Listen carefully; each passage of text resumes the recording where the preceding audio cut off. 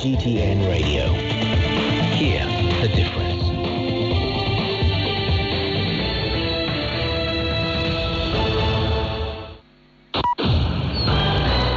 Now the news. I'm Su Yi. The Central Committee of the Communist Party of China has held a symposium for non-CPC personages to solicit opinions on the draft report of the 20th CPC National Congress.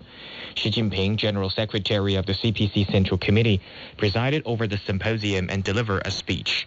He stressed that in face of new tasks in the new era, the CPC and the Democratic parties should strengthen cooperation and work together to build a modern socialist country and promote the great rejuvenation of the Chinese nation. The Russian Defense Ministry says its forces have repelled Ukrainian offensives in Kharkiv and Lugansk. Ukrainian Prime Minister Denis Shmyhal said that over 200 objects, including 28 energy-related ones, were damaged in 3 days of Russian strikes. Ukrainian media reported that one of its fighter jets crashed near the city of Vinnytsia during a combat mission to destroy Russian drones. The pilot ejected successfully. Meanwhile, Kiev said they have recaptured several towns in the Kherson region. Trent Murray reports. Well, the Ukrainian Ministry for Defense is saying that it's had a number of successful missions on the battlefield. They say they've managed to capture around 5 towns in the Kherson region alone. Now, that is that region right at the very southern tip of Ukraine. We understand Russian soldiers are struggling in that particular front because many of their supply lines have been disrupted by that blast on the bridge connecting Crimea to mainland Russia. The Ukrainians say that they are maintaining pressure on that front and are continuing to push in against Russia's front lines. United Nations General Assembly has condemned Russia's integration of 4 regions in Ukraine. 143 member nations voted to support the resolution, which demands that Moscow reverse course.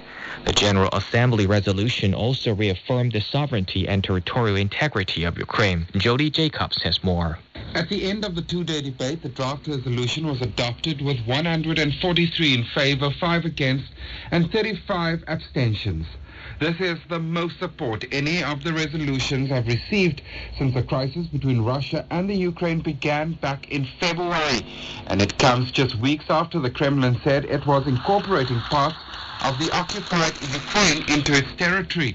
Among those abstaining, China, Pakistan, South Africa, and India. During the debate, China reiterated that it stands on the side of peace and urged member states to call for a peaceful transition and to promote peace talks. European Union energy ministers have held an informal meeting to discuss solutions for high gas prices, preparing for the energy situation this winter. A statement says the discussions aim to define the European Commission's legislative proposals on joint gas purchases and possible price capping. The EU is expected to unveil plans next week to launch joint gas buying within months and develop an alternative gas price benchmark. However, the meeting on Wednesday left unresolved the question of whether the October 18th package will include a price cap on gas used for power generation. Search is continuing in a town in central Venezuela for dozens still missing from a devastating landslide that struck on Saturday. It's considered the country's worst natural disaster in decades, killing at least 43 people. Mary Trinimina reports from Caracas. Venezuelan authorities fear the death toll could rise even higher in the coming days, as almost 60 people are still missing. Venezuelan officials say that more than 300 homes, 15 businesses and a school were destroyed in Las Tejerias, which is located along Venezuela's main industrial corridor.